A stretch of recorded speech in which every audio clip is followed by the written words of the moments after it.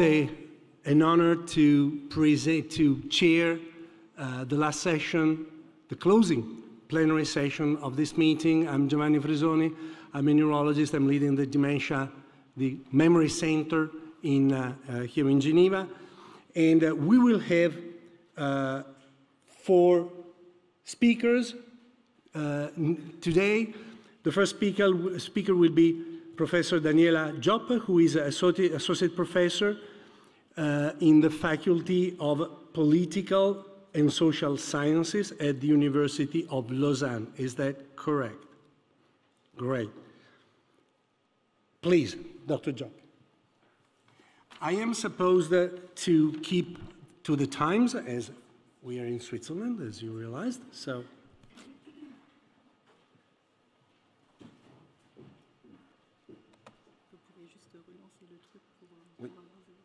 Voilà, ça y est. Okay. D'accord. Okay, sure.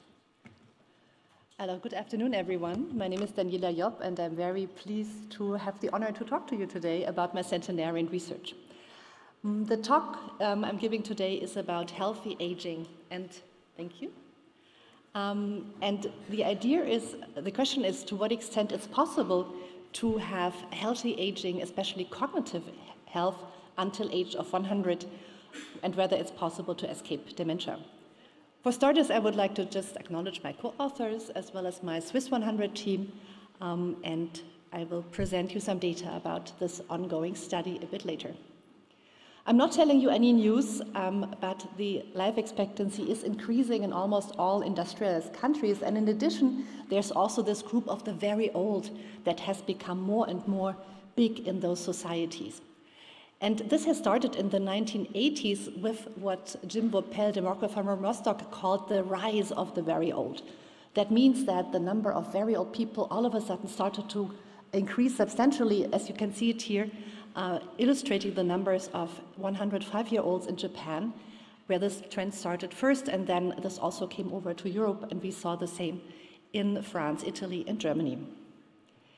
As a consequence, the number of very old people, including centenarians, has increased substantially, and you can see this very nicely in the estimates related to people age 100 and older, so centenarians.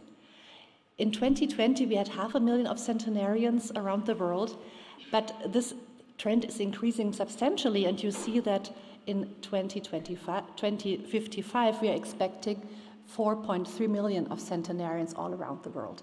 And this trend will further accelerate given the fact that every second child born after the year 2000 is very likely to become a centenarian. So things will become even more dramatic, so to speak, or better in that regard. I think we all agree that age 100 could be an interesting perspective, but the question is, of course, also how age 100 looks for the individual. And age 100 can have very different phases, and you see here pictures from the first Heidelberg Centenarian Study participants, and I think we all agree if we could be like this lady on the left side, we would all agree to become that old. However, there's of course also this. So the question is, what could be factors related to one or the other, and then also with regards to cognitive aging, whether it's possible to reach this age without too much limitations. And if we look, for example, at this lady, this is Esther Tuttle, who was participant in my study in Fordham in New York. She was amazingly cognitively fit, but one can of course wonder whether that is just an exception. Or maybe it's the norm, or maybe it's becoming the norm. Of course, not everybody can make it into the New York Times, so as a consequence, we have to look a bit closer at what research on centenarians can tell us about this. So what do we know about cognitive functioning in centenarians? So first of all, we know that the prevalence of dementia is increasing substantially after age 65, and it's basically doubling every decade of age. The rates of cognitive impairment, however, differ very substantially when you compare centenarian studies. And for example, for impairment per se, these numbers range between 34% and 80%, depending on the study. This is rather similar also in terms of the percentages of people with severe cognitive impairment, which range between 10 and 40%. And we know that this is very likely due to the type of sampling, also due to the type of assessment, And as a consequence, together with some colleagues and under the guidance of Perminder Sachdev, we have started to pool our centenarian study data to have kind of a larger sample to look at. And here you have now the data of over 4,000 centenarians, and we were using as a criteria to determine dementia a cutoff of 21 on the mini-mental state examination and at least limitation in one of the activity or daily living. And as a consequence, what we found here is that we have, when it comes to centenarians, 65% of risk for women and 58% of risk for dementia in men. However, you see here we included also the physical functioning, like ADL activity, in our criteria, and we know that centenarians have, of course, a lot of physical limitations, which not necessarily translate into cognitive limitations. As a consequence, I think it's important to have a close look also at cognitive functioning per se. And for that, I will show you a few slides also about other studies, including the first Heidelberg centenarian studies. And what you see here is that in that study, the authors basically found two groups. So there was a group of about 52% who had a mini-mental state examination scores. This is a short score with a maximum of 21. About 52% were below the threshold, and 48% were above the threshold, indicating that there was about half of the people with and without cognitive limitations. In addition, you can have, of course, a look at other indicators, including, for example, the global deterioration scale. And this is what you see on this slide. And here you see in the first Heidelberg study that there were 39% of the participants with no limitation, according to that scale, and 9% with some limitations. And that becomes very interesting when you compare this to a more recent cohort of centenarians. And this is what we did look at in the second Heidelberg centenarian study, which I had the pleasure to lead. There we used exactly the same approach, exactly the same sampling, and also the exact same measures. And we found that with exactly the same way of assessing limitations in cognition, we found that this more recent cohort, so the centenarians born later, had less cognitive limitations. And we found that it was particularly in the group of the no limitation and some limitations where people seem to have increased relative to the earlier cohort. So now, how about Switzerland, given that the conference is happening here? I thought I should show you some of my more recent findings. And this is now data from the Swiss 100 study, which we have started in 2020. And it's a study that tries to look at centenarians all across the main language regions in Switzerland. So we have centers in Lausanne, Zurich, and in the Tessin. The study included two studies so far, given that we were unfortunately affected by COVID quite substantially. So we did first a phone study, and then we did now the main study that is currently ongoing. We collected data of centenarians based on addresses provided by the Swiss Statistical Office. So it allows us to have a population-based approach that is almost representative, but of course we had not everybody agreeing to participate.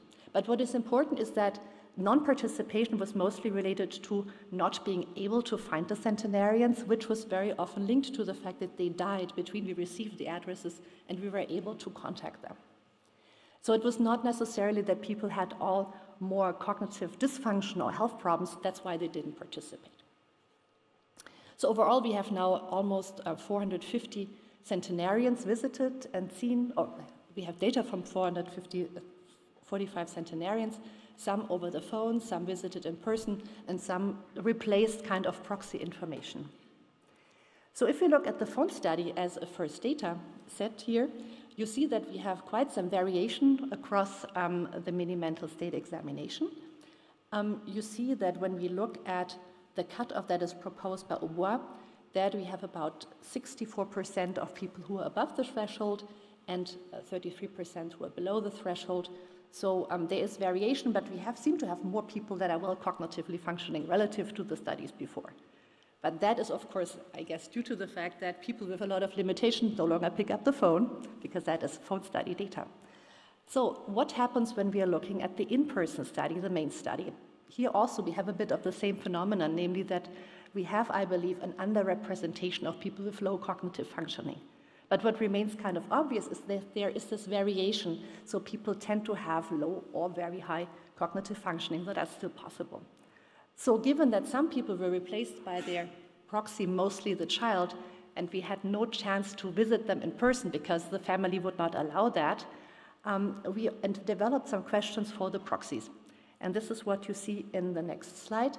That were simple questions about the temporal and local orientation, about memory, about appropriate social behavior, and as a consequence, we were able to create a score that is quite highly related to cognitive functioning, because we have a group where there's an overlap, where we have centenarians plus the proxy.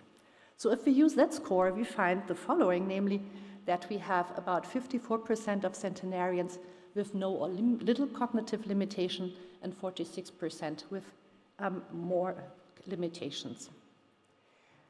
We also assessed for those people who were willing to talk to us a fluency measure that you know maybe, that is the animal naming. So we asked people to produce as many animal names as they could come up with within 1 minute. And you can try that yourself, it's a quite fun task. And have a look whether you managed to get 23, because that was the maximum of animals that were named by our participants. It's pretty amazing. So you see this enormous range of functioning of people who have all the same age. So as a consequence, I find it very interesting to look at what could be predictors of this variation. And unfortunately, I don't have the data yet for Switzerland, but I have data from the New York study I conducted, the Fordham Centenarian study. So if we now look at the same cognitive measure, the mini-mental state examination, you see that age is somewhat related to cognitive performance, but it's not significant. However, education plays a role, which is what we know from all other studies as well, and we also see that instrumental activities of daily living have also a positive relationship to cognitive functioning. If we turn over to other elements that could be interesting, namely, for example, activities, namely ongoing activities, but also activities that people did before but then gave up, we see also some interesting relationships. You see that, for example, activities that include learning things or developing yourself as a person have positive relations to cognitive functioning. Similar positive relationships were found for experiential activities, that is, activities that make you feel things, emotions, you experience stuff, also physical and social private activities. So talking to the neighbor apparently is positively linked to cognitive performance. Let me close with some ideas about related to an observation that I made, namely that centenarians oftentimes seem to have a passion. And here we have two participants, one from the second Heidelberg Centenarian study, Greta Schaffenort, a devoted mother, but at the same time also a peace researcher who worked at Heidelberg University for many years. When we invited her to the end of the study event in the Heidelberg study, she was supposed to tell us about her everyday life as a centenarian, but instead she gave us a speech about how important peace in Europe is for 10 minutes without a piece of paper.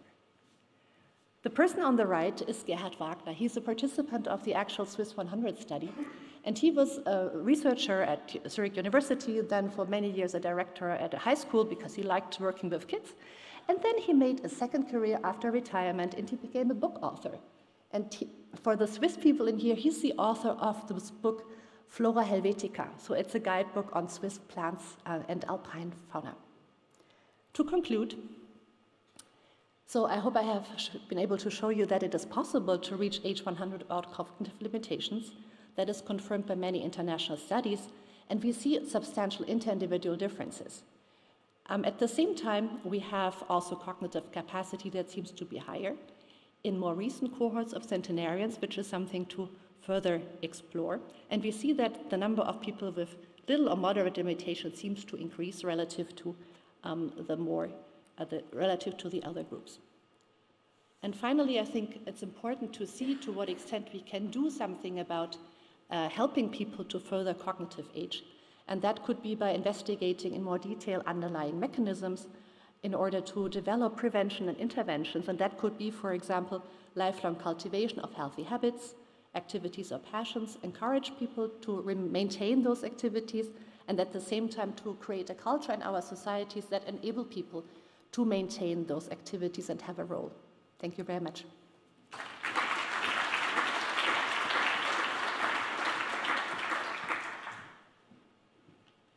Thank you. Thank you, Dr. Job. The session has started with a topic that I believe excites everyone. I'm sure that there will be questions. We have quite a few minutes. While the audience warms up, one of the factors that we as physicians are most often asked about its impact on preserving mental abilities, cognitive abilities is stress. Many people are scared as hell that stress might kill them. Can you comment on that? And stress is many different things from different people. I think it's probably mostly the researchers who are working last minute and are therefore very stressed. I must say that when it comes to the centenarians, many of them have had very difficult lives. They had complicated situations, they lost family and friends, they have gone through the Holocaust and so on and so forth. They were really under a lot of pressure and stress over their lives. But I have the feeling that they developed also capacities to better handle this. And in my psychological research, we see very nicely that people have developed resilience capacities that are amazing. So I think the stress could also, of course, be a burden, but also help us develop to grow as a person. And does personality have anything to do with, but stress in itself, it's like a weapon. It can be used for, or a tool. It can be used, a hammer that can be used to kill people or to build a house. Does personality have any role in the way we cope with stress and the way we manage our life, our activities, and personality is something that we are kind of born with, more or less? Yeah, but we also know that a lot of things can influence our personality. So what is important is that we can show that extraversion plays an important role. That is that people who are enjoying social interactions, they seem to be protected and able to maintain for a longer time quality of life and happiness. When it comes to neuroticism, there unfortunately it's a bit the other way around. So people who have high levels of neuroticism seem to be more at risk. So I mean, I think we can also work on that in the sense that of course there is genetic determinants, but also possibilities to influence how we think about things. You know, there might be a number of jokes about introversion in Switzerland, Italy, Mediterranean countries, but we will not go into that. Questions from the audience? You have a microphone. You are at the International Center of Congress. Every seat has a microphone. Are you going to miss this opportunity? It's okay. Yes, apparently. Yes. Okay. Now, indeed, it's about time to move on to the next presentation. Thank you. Thank you, Dr. Job. And now, from an interesting topic to a, I wouldn't say even more interesting topic, but at least as interesting topic. Geriatricians, gerontologists have a joke. They say, if you want to live long, choose accurately your mother and your father. Jean-Charles Lambert is a geneticist. Actually, I believe I've never met Jean-Charles in person. I thought that he was 8 years old because when I started in my field, he was already a star in genetics. But he's not 90 years old. You may have chosen well your ancestors. And he will tell us, he will enlighten us on the role of genetics and our parents. Jean-Charles. Thank you. Thank you. First of all, of course, I would like to thank Jean-Georges for inviting me and to present you some information about genetics. It's a general presentation. I hope that this will not bore you too much. So, of course, So, in fact, if we want to know whether genetics can help or not to inescapable Alzheimer's disease, we know to determine whether Alzheimer's disease is a genetic disease. And in fact, we had the answer very quickly in 1934 because we were already able to detect autosomal dominant forms of Alzheimer's disease. And this is particularly of interest because in these forms, over the 3 billion of letters in our genome, you know, the famous ATGC. In fact, in this form, only one change in these 3 billions of letters is enough to develop the pathology. Here, we are talking about pure genetic forms of the pathology. Unfortunately, this mutation can be inherited, and we can have this very classical familial tree here, with half of a generation suffering from the disease, and over at least 3 generations. Alors, in the case of Alzheimer's disease, it's mostly early onset cases between 35 and 50 years old, but fortunately they are quite rare, less than 1%. For instance, in France, we estimate between 20,000 and 30,000 people with such mutations. Of course, these has to be compared with the 1 million of people diagnosed with Alzheimer's disease. We know 3 genes, APP, PS1, and PS2, that have been discovered in the 1991, 1995, and hundreds of mutations have been characterized in genes. These genes have been very important in the basic research because they are the basis of the development of the amyloid cascade hypothesis. However, less than 1% of the cases. So what about the 99 other percent? And in fact, it has been estimated that the genetic accounts for 60–80% of the Alzheimer attributable risk, as estimated in twin studies. Alors, we have to keep in mind that these percentages have been likely overestimated because it is in twin studies, but is particularly high for a complex multifactorial disease related to aging. In fact, in comparison for Parkinson's disease, we are between 30–40%, and this percentage is close to that we can observe in neurodevelopmental diseases such as schizophrenia. So it's high.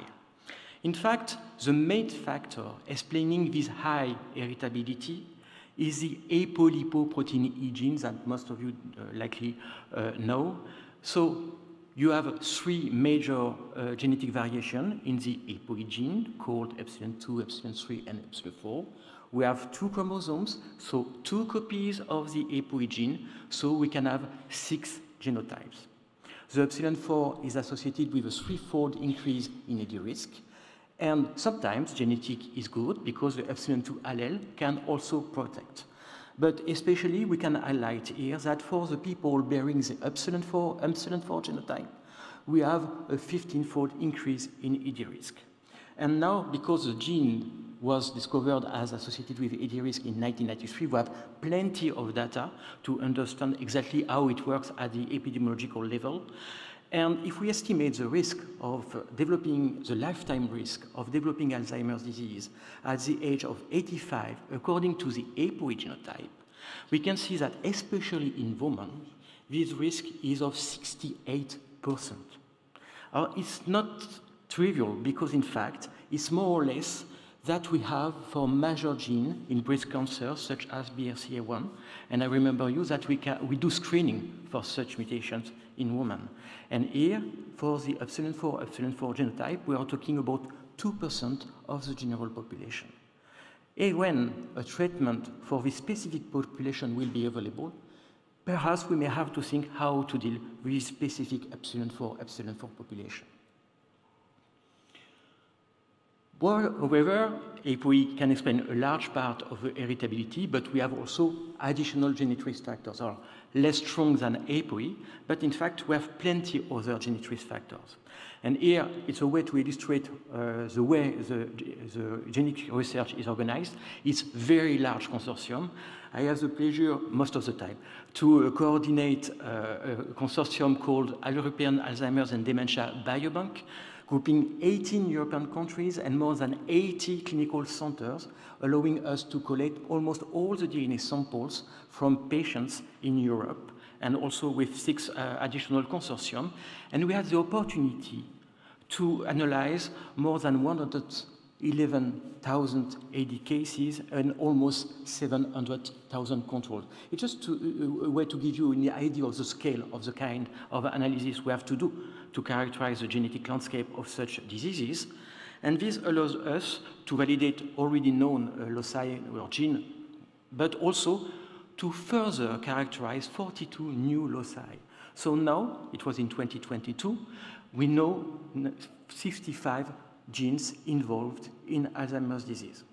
Alors, of course, it's a kind of list. I will not show you the name of the genes because it's clearly boring. And in French, we will say that it's a list à la Prévert, but it's not really important in that case. In fact, the research in genetics is mainly to better understand the pathophysiological processes in the pathology. It's basic research. And in that case, these 35 loci clearly indicated that microglia is important for the development of the pathology. It is one of the main information genetics was able to generate.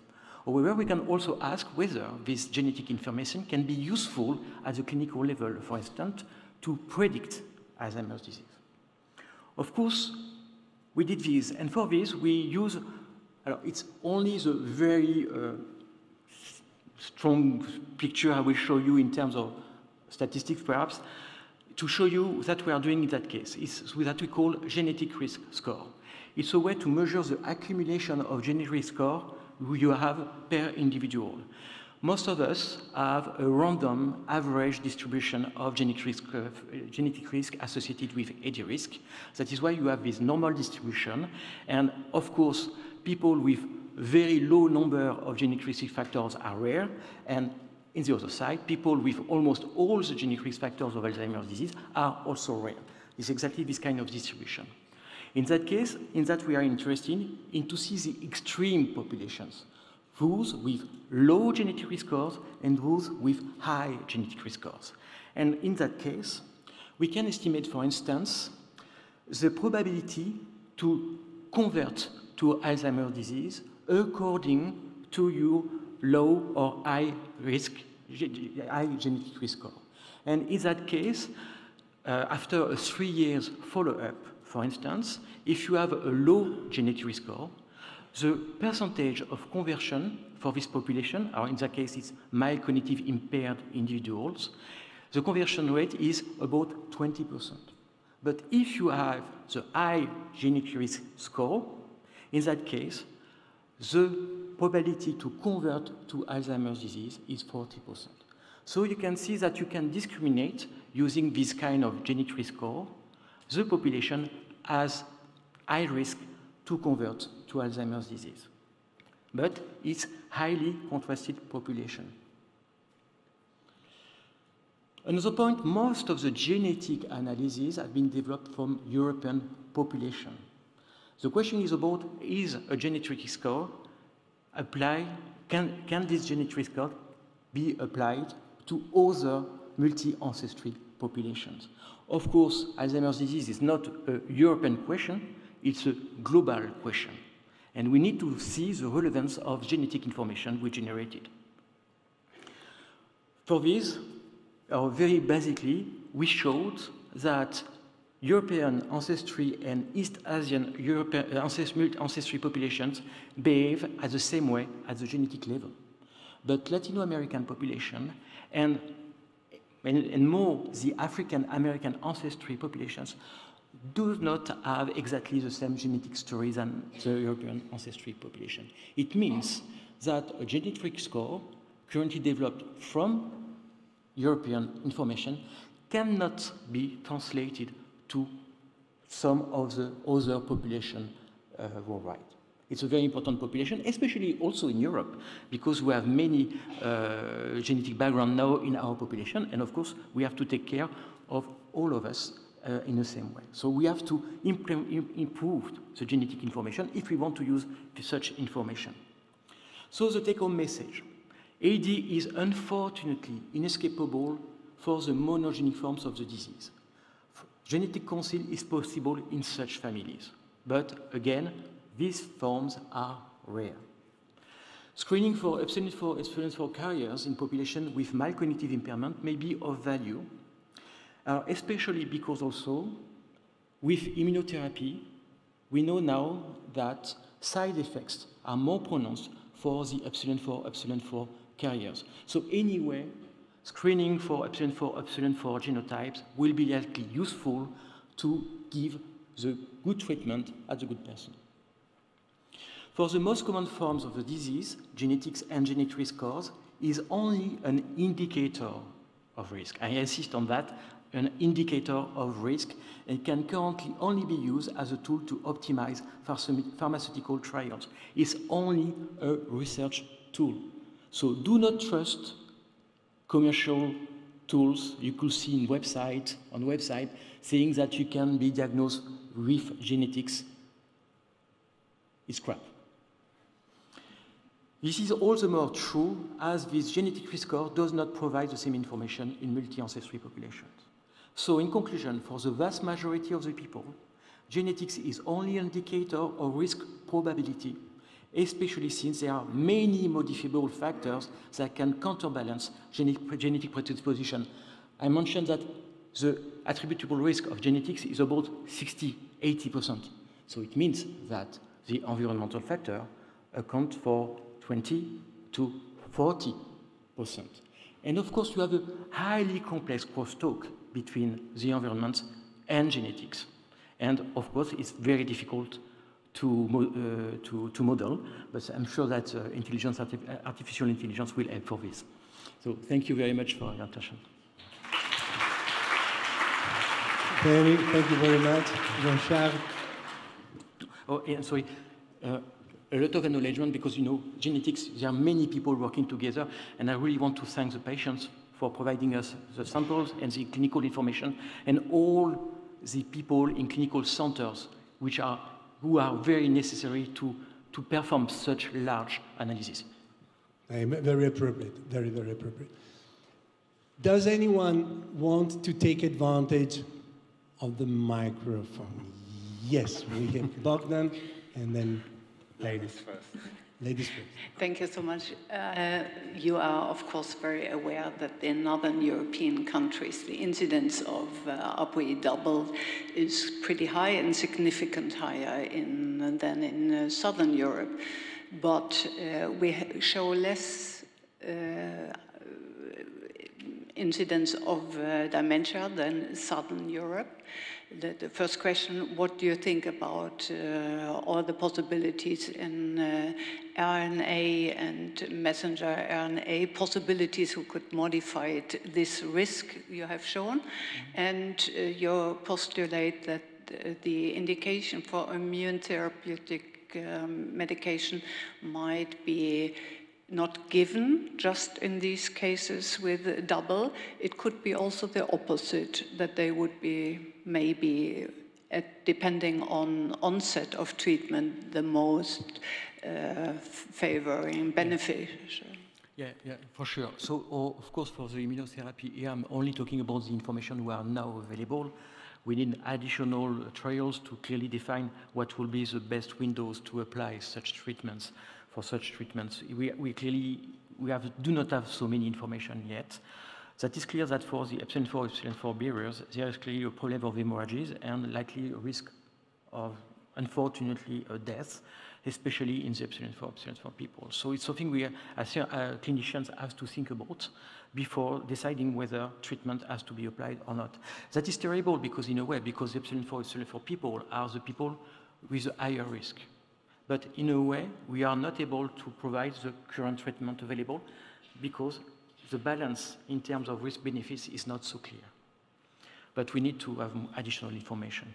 And unfortunately, I have forgotten the first question. I'm sorry. Yeah, it's interesting that the northern European countries have a higher incidence of double ApoE4 allele, but they are less likely to develop dementia. Yeah, that is true that we have a north-south gradient of the epsilon-4 allele in Europe.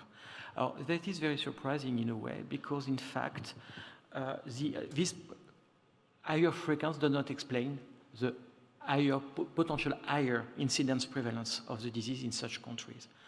So it's not related to epsilon-4 allele.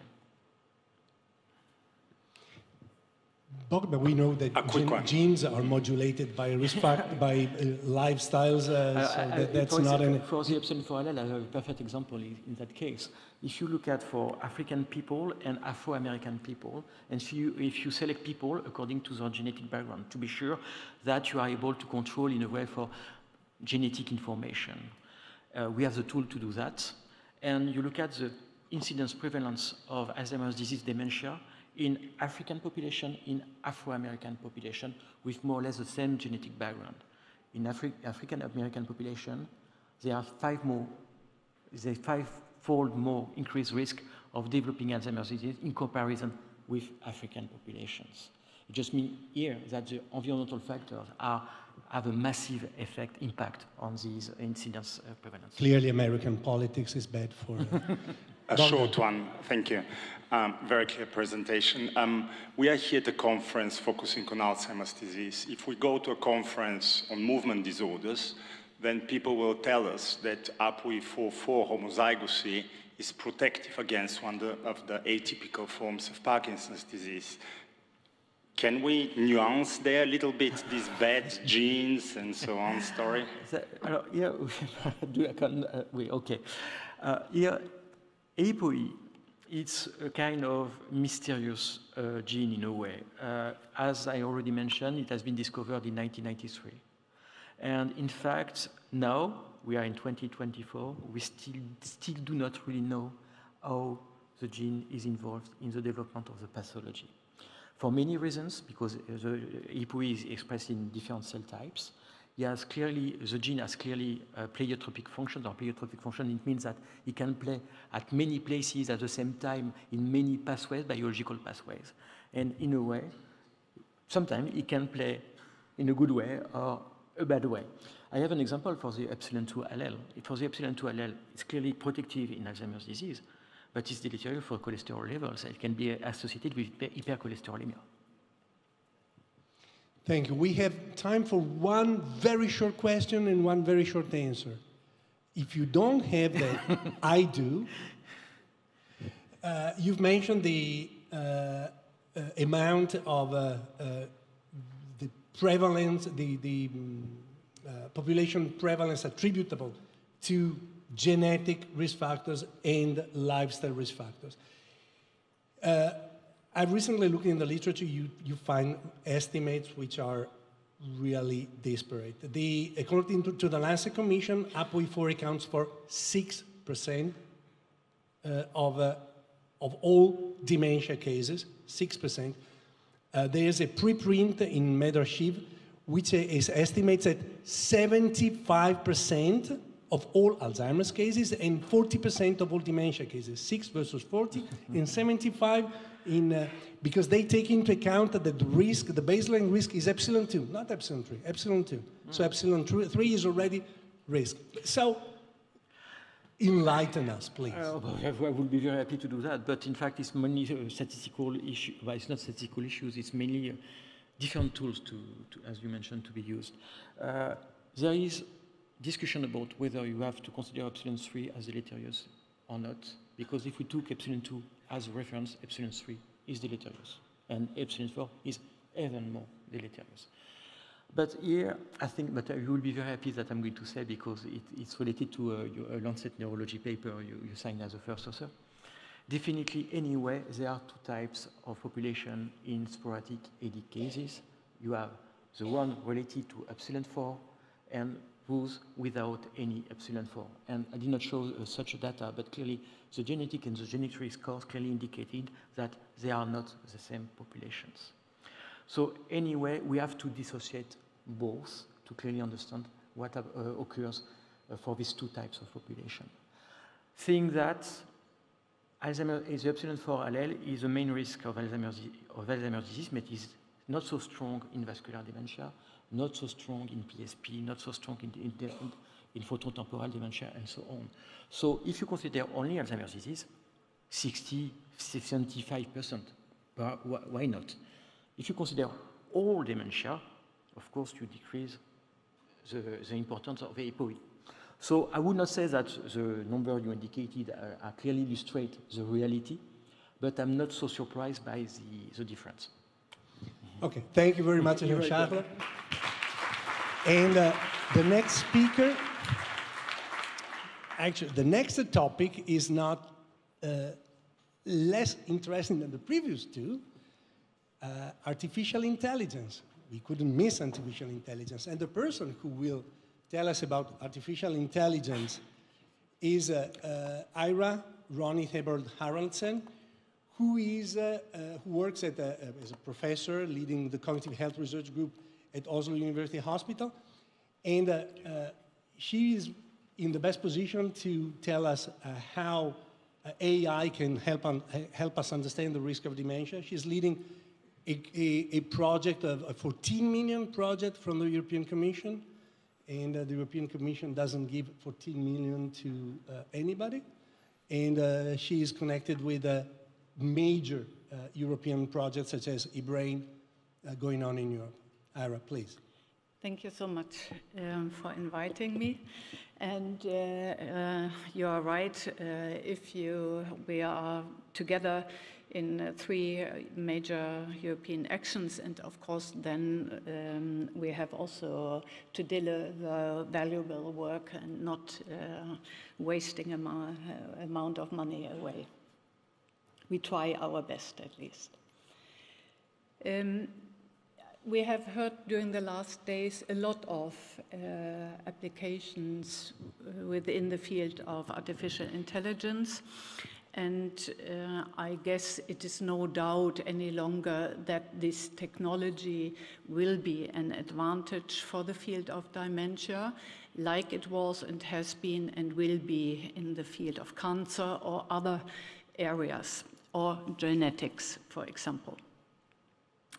It is important to understand that we come from a field of mainly classic machine learning, and we are entering now a phase using more and more deep learning algorithms, and that will challenge us all together, as deep learning in itself has other prerequisites and is less interpretable. Meaning that we will, at least is that my postulate, will not end up with AI in our field. We will combine our field with simulation technologies to be inclusive, explaining and testing hypotheses we had for many of thousands or hundreds of years of research. And the positive action out of these developments is that we will come into a phase in dementia care which will be proactive. We will screen in the near future, I would again postulate within the next 10 years, proactively our elderly population, and we will not await until the symptoms are there. But this will demand also changes of our attitudes towards the disease. First of all, these modern technologies will demand, as I many times have underlined, a very different approach to how we are collecting data.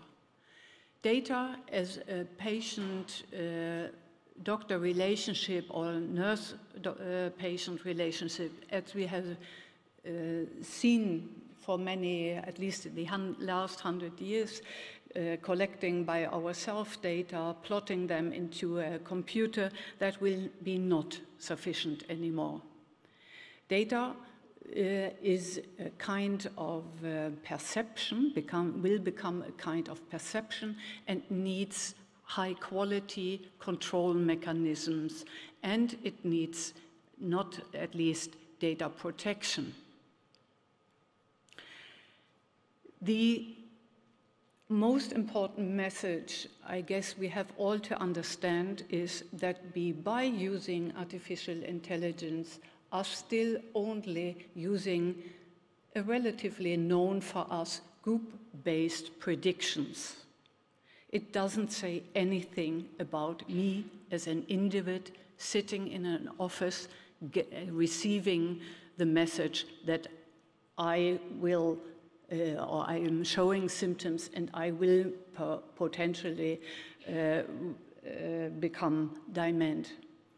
This is very important, as there is the need that the humans are giving this information, that I'm not expecting that an app is diagnosing me, and that there is always uncertainty and limitations. AI technology is mathematics, and simulation is mathematics. And mathematics in itself is one of the best disciplines in our science community, which is very clever and very good in describing limitations and uncertainties. This is under-communicated, and it is not, in principle, enough in the field of medical science implemented today, which risks the method in itself has and will show in itself. So we need also, when we earlier during these last days talked about curation of data, describing models, then we will need in the field of medicine, we will need an exact demand how we describe our methods, limitations and uncertainties. And I am personally very grateful for the AI Act, which is the first step into the right direction, describing all these limitations. As I mentioned already, it's very important that the hybrids will be our chance. It is a knowledge-driven combination of human knowledge into an AI algorithm, and these two technologies together will revolutionize our field.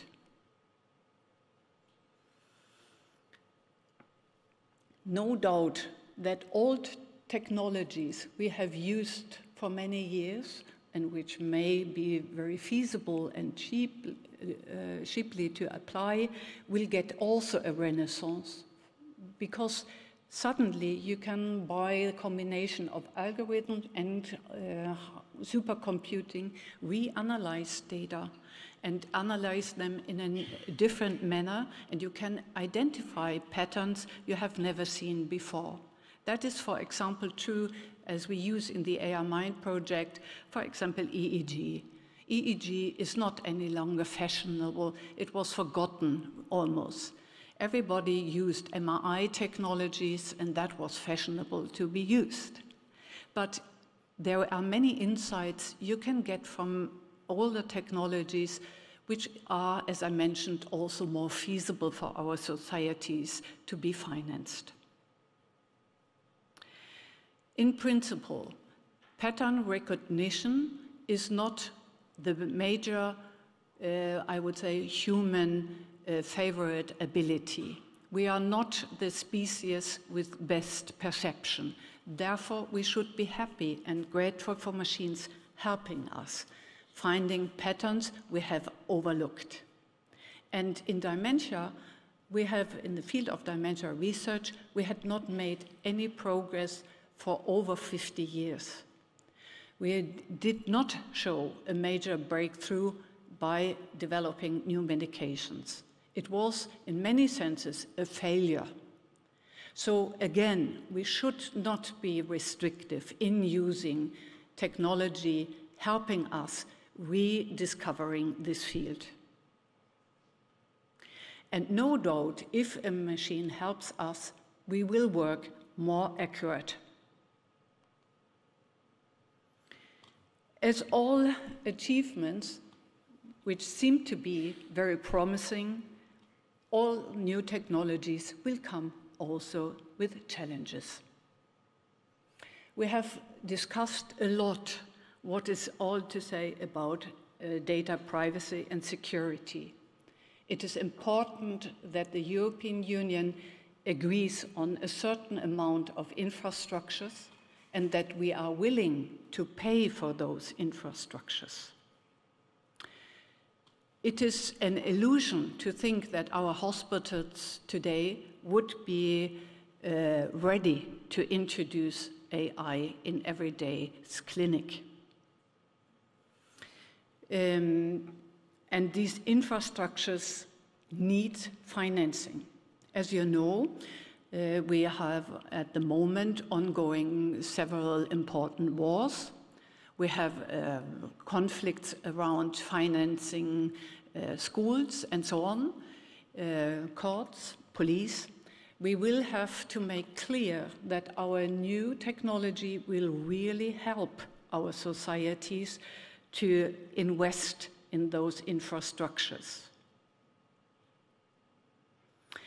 Another issue is for sure that I'm almost 100% sure that AI in itself will not survive. But as I mentioned, AI with simulation technology combined has a great chance to survive. And that is reasoned because it is explainable. We will have to work on our data quality. Everybody in this room and also everybody at the hospitals will have to understand what data quality really means. And that needs especially to be communicated to the leadership. I would stress that the young generation here in the room is more equipped to understand these challenges. But leaders usually are above 50, and they are not equipped necessarily to understand this. They are also coming from a generation where mathematics was not any longer a major demand at school. That is a disadvantage. And leaders have to give their way, in a sense, open up that they need young people in their leaderships. That is new. We need 20 to 30-year-old people in our teams, in our leading teams, really to change, because it is urgently needed. We will not be able to finance our health budgets within the next 10 years if on the same level as we are used to use our healthcare systems, if we are not changing leading strategies. These new technologies will demand a completely adaptation of all our existing workflows. This has to be implemented, and every change in leadership is always most demanding when it comes to changing workflows. And that has to be understood. From my own opinion and viewpoint, there is the successful integration of these technologies is on its way. It will demand close interdisciplinary collaborations, which is also at the moment not sufficient enough implemented. It will demand that mathematicians, AI researchers, and clinicians are working together around one table, and then they are represented, as I mentioned before, in leadership. It is clear that the hybrids I'm here promising would be much better, will demand even more infrastructure, which national or very many nations are not even close to be ready for. When we will succeed, we will have to work on the stigmatization of risk groups. It is important that we communicate that almost everybody of us, or not everybody, 50%, as I learned now from my colleague before, 50% of us will maybe experience one or another type of cognitive decline. That means that we, with our life expectation, should change from stigmatizing dementia to accepting we have to live with dementia. As we accepted for 50 years ago or for 30 years ago, finally, it was not any longer a stigma to live with cancer. It was just the same. You didn't talk about cancer 50 years ago. It was shameful. And that we have to implement in our societies. We need also to educate our citizens about these new technologies, and all this has to be done systematically. Because only trust in these health technologies will guarantee that we keep the speed we need to not harbor into a bankruptcy of the healthcare system.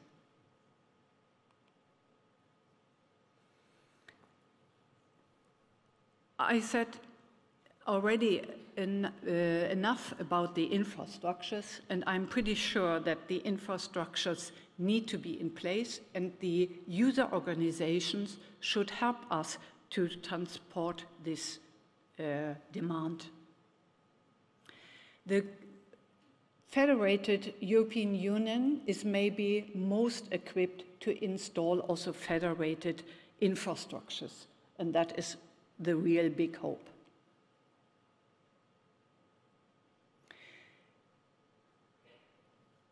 Another threat is often mentioned, that we would suffer, in parentheses, suffer from too many demands of bureaucracy in the European Union.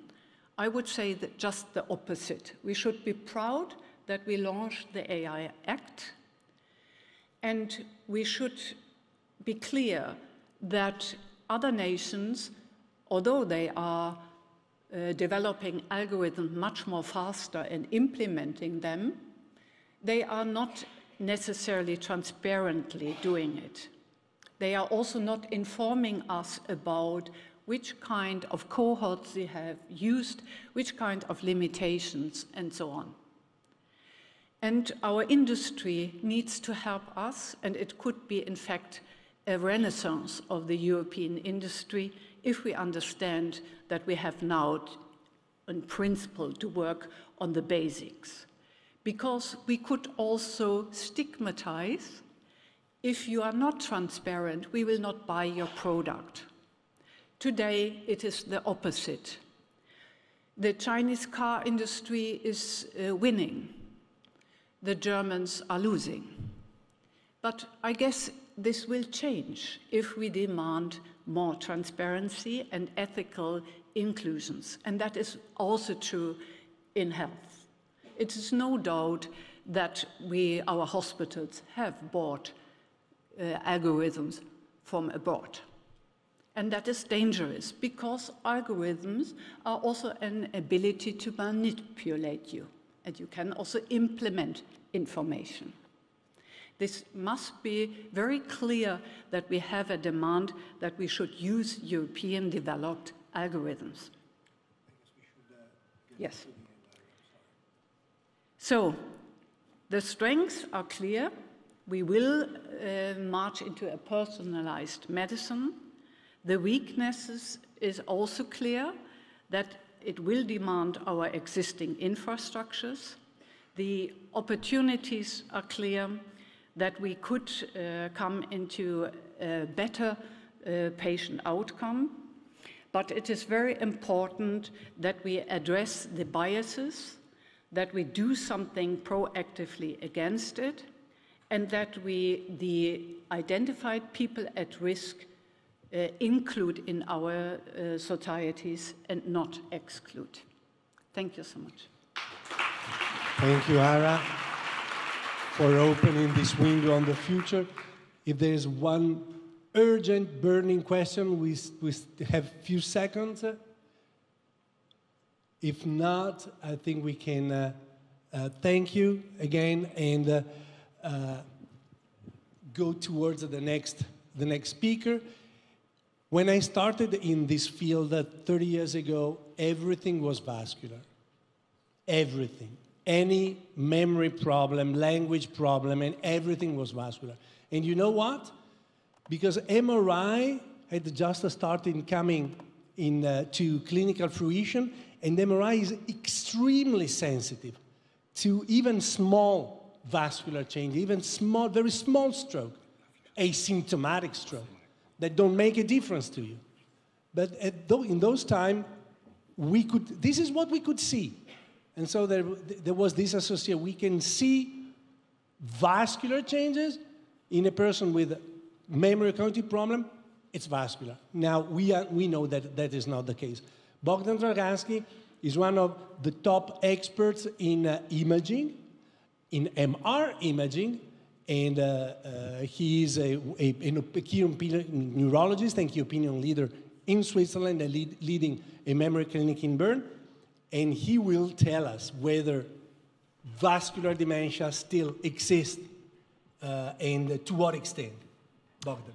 Thank you very much, Giovanni. Dear colleagues, before I start, I hope I will be joined by my Swiss colleagues, Daniela Job and Giovanni Frisoni, to tell you how immense proud we are that Alzheimer Europe decided to make its conference in Switzerland, and well done also to Alzheimer Switzerland to bring this extra ordinary audience and speakers here to Geneva. I think Daniela Job seduced us with this picture of living long in good health, with this sugar-covered picture that I took last week in the proximity of Bern. But of course, aging comes also with these gray clouds, the aging-associated problems. And without having the pretension of a deep presentation how actually vascular impairment contributes to cognitive decline, I'll guide you quickly through what also Giovanni introduced, the impact of small vessel disease on cognition in the aging population. As we all know in medicine, but also in other parts of life, we suffer very frequently from the so-called streetlight effect. That means we're looking for the lost keys under the lamppost where is light, and we forget actually about the other areas where we can find our keys. And on top of this, we are confronted also with this many different descriptions of small vessel disease, vascular cognitive impairment, vascular dementia, all representing a nosological entity, up to the more conceptual view on vascular contribution to cognitive impairment and dementia. Let's put this, because we are here at the Alzheimer Europe conference, into the context of Alzheimer. This is a major advancement where we can really meta-analytically assess the existing literature, and thanks to a Lancet Commission, every 4 years we're getting this parcours through life and getting all these risk factors that now mount up to 45%, explaining Alzheimer's dementia across the lifetime. Let's focus on the period of life that we are most interested with Giovanni, and this is midlife. Well, eventually pathologies had kicked in, but we obviously function well, and I don't know if somebody notices some deviations. But if we look now at all these different factors, in total 14, the majority of them in midlife are actually cardiovascular risk factors, including the new kid on the block here with the green flash, excuse me, the bad cholesterol. It mounts up to 30% of this 45% estimation. That means 2/3 of the risk factors for Alzheimer's disease are actually cardiovascular risk factors that we can prevent, that we can treat. And another conceptual, I think, important issue is here this mostly the medical field tries to look in categories, boxes. But actually, you see on this slide by our colleagues showing that the pathology is typical for Alzheimer's disease, amyloid accumulation, also lipohyalinosis around the small vessels, the capillaries. They're common, both for what we call healthy aging, up to the age of 103 or 104 probably, but also Alzheimer's disease. That means we have a gradient here, and we have really to have indeed this sophistication of genetics, but also indeed artificial intelligence, etc., all this information that we can integrate and to finally deliver what we call personalized medicine. And this idea of really different pathways, but actually ending in something what we call small vessel disease or vascular dementia, you can see their contributions purely of aging-associated problematic. This is inflammation, this is ischemia, this is vascular problems of other type, and all this go down to loss of neurons, the isolation around the axons, the myelin, and actually in white matter lesion and injury and a certain cognitive impairment depending on their pathology. Let me give you a little bit the numbers behind if we're talking about small vessel disease, because vascular dementia is pretty rare. This means that's the primary cause for dementia. Only vascular problems, no neurodegeneration, if we can separate this. Small vessel disease is very frequent. It mounts up to more than 50% in the general population above a certain age. And strangely enough, or not, what we saw up to now, 30 to 75% of individuals with Alzheimer's disease also show some degree of small vessel disease. It's the primary cause for lacunar stroke, really little holes in the brain that are also contributing to dementia. And of course, it is seen as a major factor in vascular contribution to cognitive impairment and dementia. Luckily, then for us, it's very rarely that we have genetic forms. Then we have to call our colleague who talked before. 95% and more are sporadic. That means maybe they have a certain polygenic or any cause, but we don't know it yet. They're mainly associated with cardiovascular risk factor, arterial hypertension, high cholesterol, smoking, etc. And as Giovanni Frisoni praised our favorite technique up to now, although I agree, EEG is also cheap and very informative, magnetic resonance imaging has been the standard of seeing these white spots in the so-called white matter. It's important that it has a dosage effect. On this graph on the right, you see the results of one of the biggest histopathological post-mortem study, more than 1,400 participants, and you see no small vessel disease, one type of small vessel disease, two pathology of small vessel disease. The steeper is also the cognitive decline when we accumulate the vascular problems. And of course, things have changed. Since the early 90s, when MRI was introduced, we were seeing just some white spots, and nowadays, we know much more the fine details of this problem.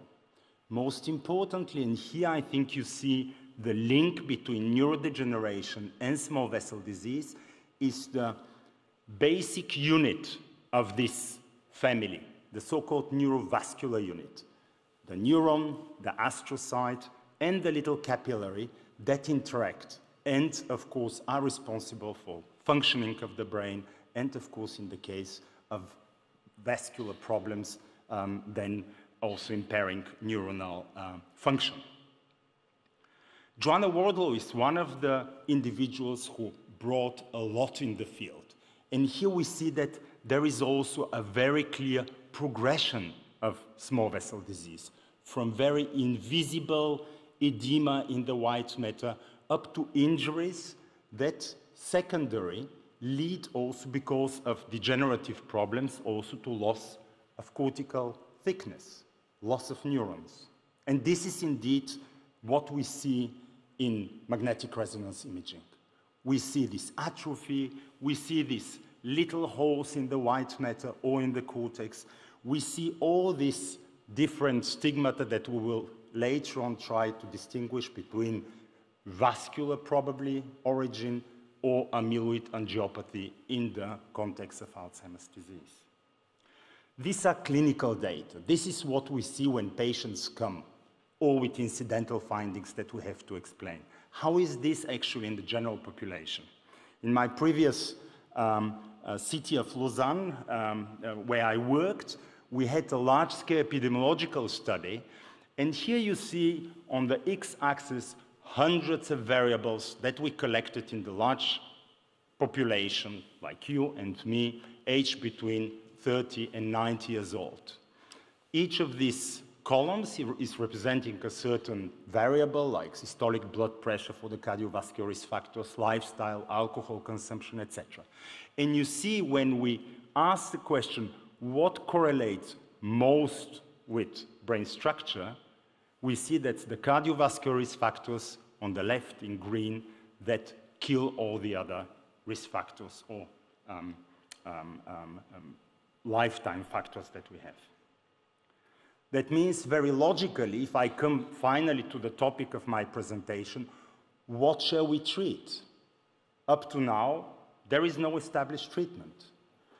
The results of interventional studies with lowering the arterial blood pressure are inconclusive. There is a meta-analysis which is trying to convince us that this is true. Lowering arterial blood pressure will diminish the effects of small vessel disease on cognition. But actually the well-powered, over 9,000 individuals Sprint Mind trial failed to confirm that actually aggressive lowering of blood pressure below the levels of 120 systolic blood pressure is going to have an effect on a dementia diagnosis. Here the authors suggest a more indeed diverse approach that will not only focus on the treatment, be it pharmacological or lifestyle treatment, but also think about diversity, about how long are we including patients in these trials. But here they make a point that I try to highlight also, that we have a chance here by either drug repurposing, that means drugs that are given for other problems, or inventing new drugs, like the case of monoclonal antibodies against fibrin, the clotting factor, but without actually affecting the blood clotting system. We can indeed prevent small vessel disease effects on cognition. And this is what Joanna Wardlaw has launched recently as a phase 2 trial, the LACY-2 trial, where two absolutely common drugs, which are also very cheap, actually, without any adverse effects, because of their particular effect on the endothelium, the inner lining of the capillaries, either the nitric oxide pathway or the prostacyclin pathway, can benefit actually both the frequency of acute strokes in the course of small vessel disease, and of course have a beneficial effect on cognition. To finalize here my presentation, because it's time and Giovanni will get nervous, the message is positive. I have counted here on clinicaltrials.gov more than 45 trials currently ongoing targeting small vessel disease.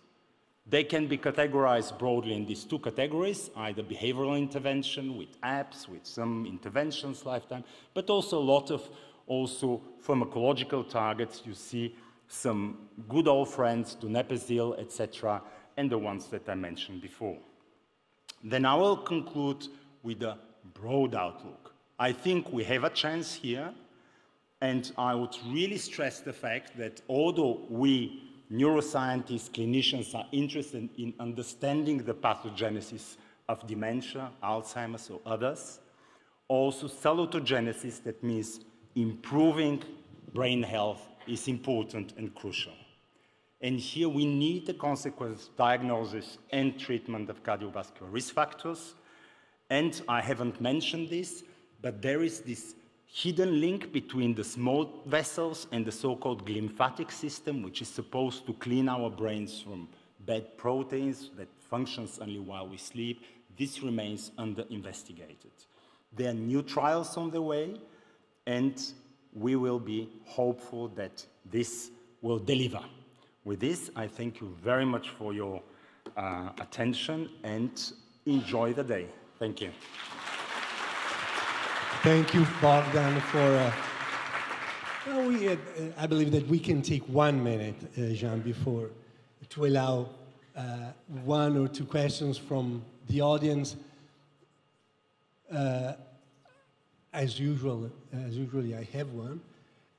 The interventions to prevent vascular dementia that you've mentioned, they're all with one single or two, a combination of drugs, but they're single domain. Mia Kivipelto with the finger trial, which is a multi-domain intervention, she's been able to find some effect. Is this maybe the way to go? To focus on multiple interventions on multiple risk factors rather than on one or the other individually, obesity alone, or physical activity alone, or drugs alone? What do you think? I fully agree. We see it also in the concepts of treatment, anti-amyloid, anti-tau in Alzheimer's disease. I don't think that a uniform approach will deliver.